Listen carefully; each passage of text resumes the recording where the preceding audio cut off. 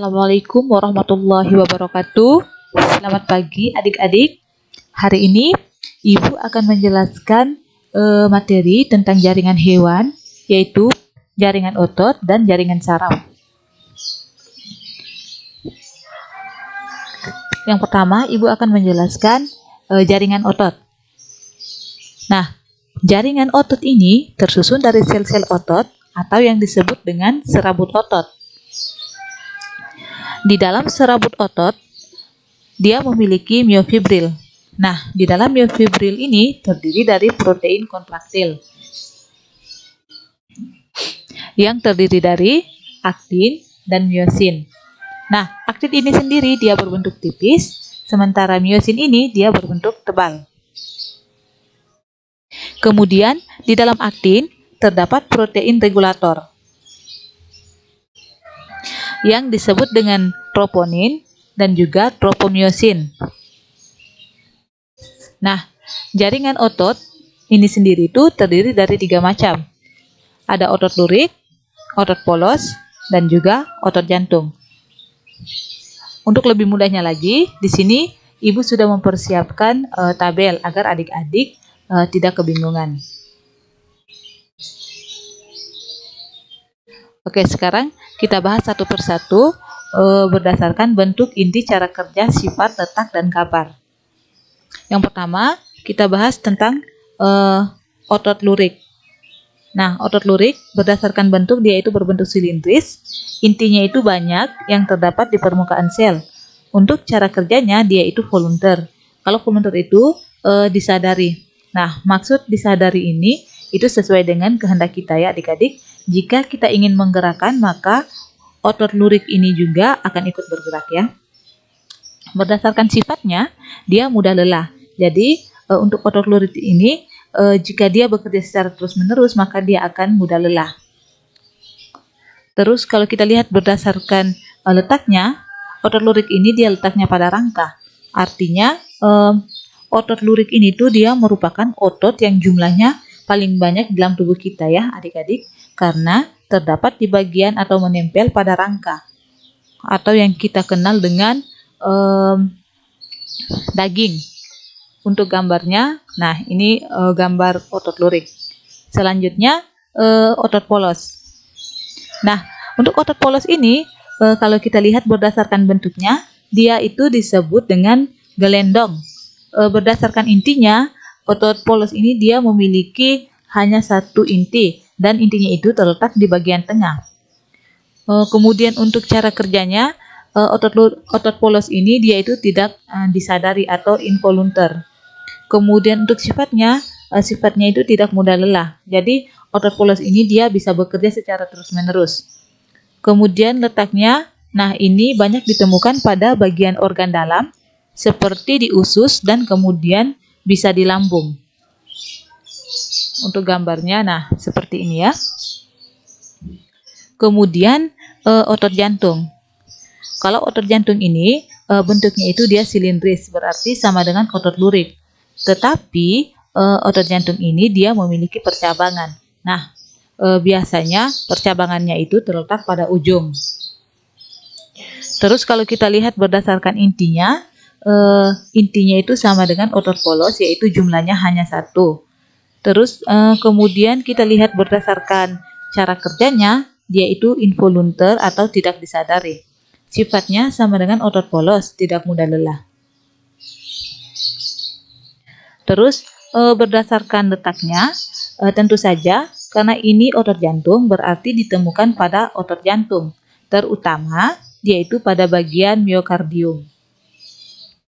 Jadi adik-adik, miokardium itu adalah otot yang ditemukan pada jantung. Untuk gambar otot jantung, nah seperti ini ya.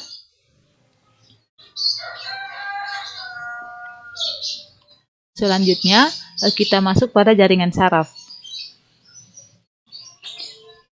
Jaringan saraf. Nah, jadi jaringan saraf ini tuh dia tersusun dari sel saraf yang disebut dengan neuron.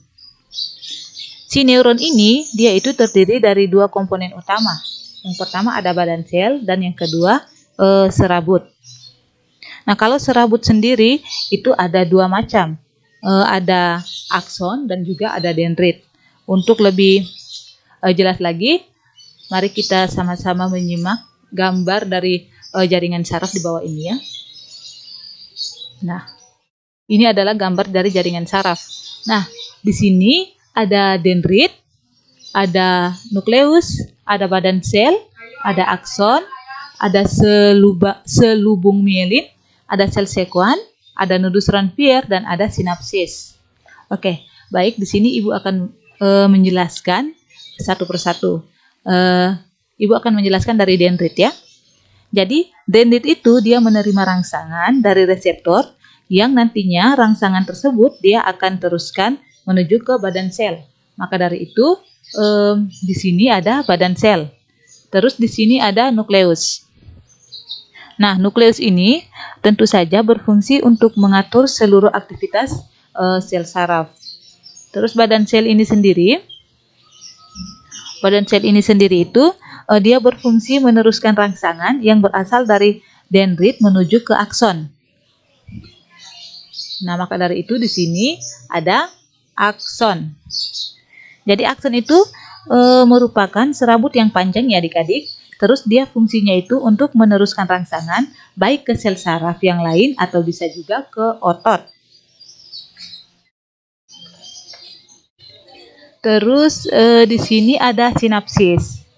Nah, di terminal sinapsis ini ada prasinapsis dan kemudian ada sinapsis, ada juga posinapsis. Itu berfungsi sebagai tempat meneruskan impuls atau rangsangan. Nah, selanjutnya di bagian akson ini ya. Di bagian akson ini tuh ditutupi atau dilindungi oleh seludang atau selubung mielin. Ini ya. Jadi selubung mielin ini merupakan perluasan dari membran sel.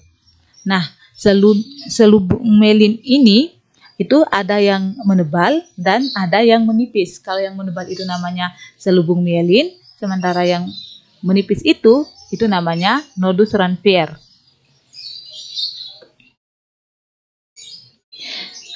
Nah, nodus Ranvier ini tuh berperan penting dalam percepatan atau mempercepat impuls atau rangsangan. Kemudian si selubung mielin ini itu tersusun dari sel-sel Schwann ya. Nah, itulah struktur dari neuron atau sel saraf. Kemudian berdasarkan cara menghantarkan impuls, neuron ini tuh terdiri dari 3 macam. Nah, yang pertama itu ada sensorik eferen. Neuron eferen atau dikenal juga dengan neurin sensorik. Nah, itu dia itu menyampaikan rangsangan yang berasal dari reseptor atau menerima menuju ke sistem saraf pusat, yaitu otak dan juga sumsum tulang belakang. Yang kedua itu ada neuron intermedier. Jadi neuron intermedier ini merupakan neuron yang ditemukan di sistem saraf pusat. Dia itu berfungsi untuk meneruskan rangsangan yang berasal dari neuron eferen atau sensorik menuju ke motorik. Terus yang ketiga itu ada motorik eferen. Jadi motorik eferen ini dia itu berfungsi untuk meneruskan impuls atau rangsangan yang berasal dari sistem saraf pusat menuju ke efektor, yaitu otot dan indera. Nah, itulah pembahasan mengenai jaringan otot dan juga jaringan saraf. Itu saja yang dapat Ibu jelaskan mengenai materi sistem